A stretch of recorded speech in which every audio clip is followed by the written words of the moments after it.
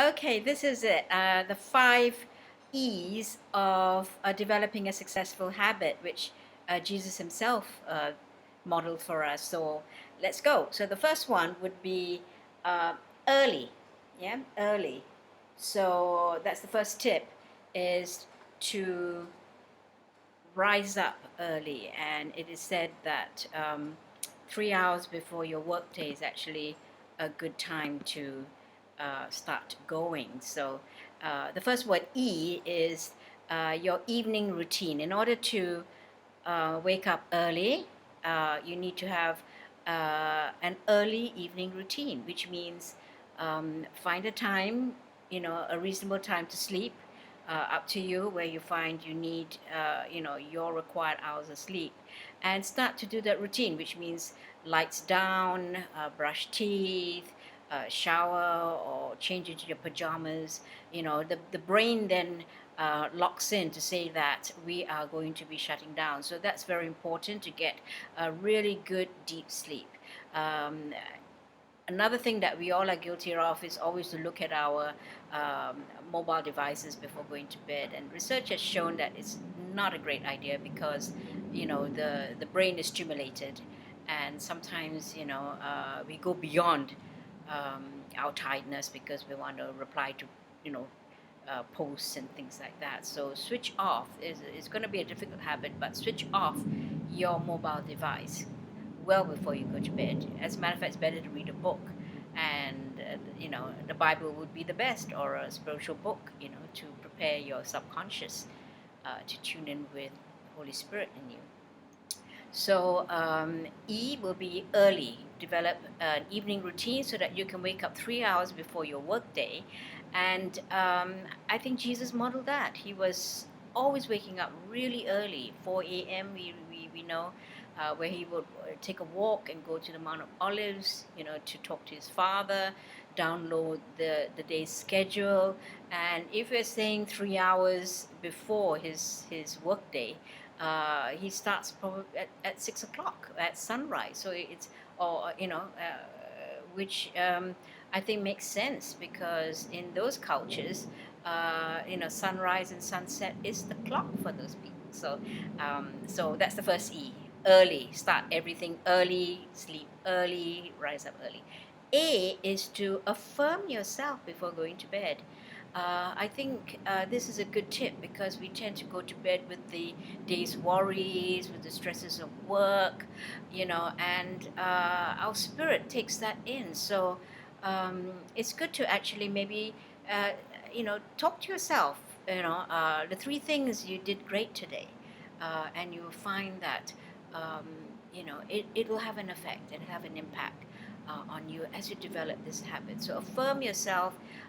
Maybe one of the things is pat yourself in the back for the 3 positive things that you did in the day. So that's E, that's Now R is to, let me look at my notes. I actually forgot. I'm so excited to talk to you all about it. Uh, Let me just see. R is to remind yourself uh, your to-do list. Don't commit it to memory, because that puts a lot of strain on your brain to remember. Now, what is it that I need to do? And then, because of the panic, right, to remember, you tend to uh, recall that again and again and again, and it puts a lot of stress also on you.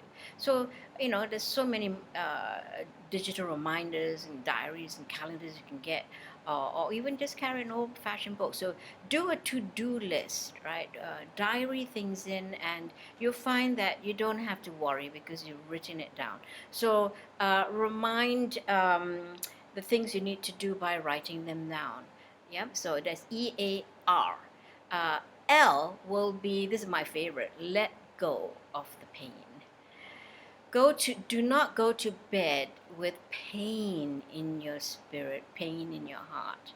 I thought this was so good, and that's why the Bible talks about do not let your anger go down with the sun, and never go to bed angry. Yeah. So I think if you need to reconcile, you need to pray about things, just do it before you sleep. So I think that's a good one. Let go of the pain of the day, and do not take that pain into your sleep.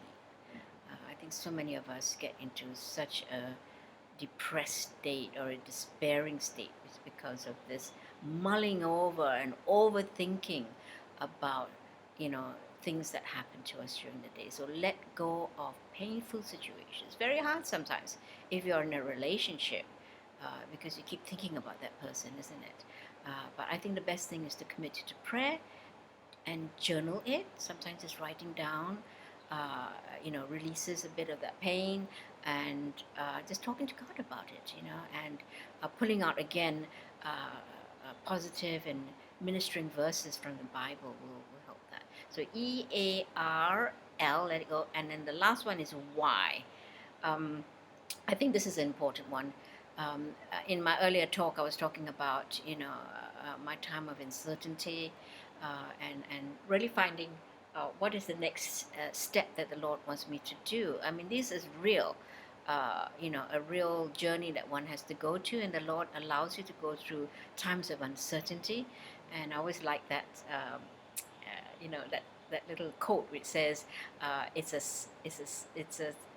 setback is a set up for a comeback, and that really is very true for me. So know your why, your purpose, your goals, your vision. Sometimes you have to wait on the Lord to reaffirm that. Especially in my case, am I supposed to continue to teach the Bible, or does the Lord want me to move on to other areas of giftings that He's going to develop in me? Right now, I feel that He wants me to develop the gifting of leadership, because I was once leading home cells, a few home cells. I was a cell supervisor. These are leadership roles, even though teaching the Bible was also a leadership of some sort. I feel that the Lord is now regaining me in that, with my deeper understanding of theology, what it means biblically to lead God's people. So I look forward to that. I'm going for retraining, retooling. So I hope this encourages you, that to keep the vision that God has given you is nothing to do with your position. It's not position that we should worry about, but God has given each one of us a mission, regardless of the position. And this is something that I have learned, and I totally believe it, because the mission is going to bring you, to the end, that will glorify the Lord. So vision and mission do go together. Yeah, so things might change, your position might change, circumstances might change, but if you have a strong mission from the Lord, trust Him, leave it to Him. He will just bring it to pass. So know your why is important, your purpose, because this makes you bounce out of bed every morning. I'm sure some of you are doing that, right? You just can't wait for the morning to come, because there's so many exciting things to do in the name of the Lord. So you will know what I'm talking about, to find your why and know your purpose and your why. So those are the 5 successful habits that you can develop, the 5 E's. And I just remembered, I forgot to show the, I actually, sorry, and that is the, that is the benefits of, let me bring it out again, that's the benefits of this first habit, which is early. Just do things early, get started early. Okay, so next one will be the next E, so stay tuned.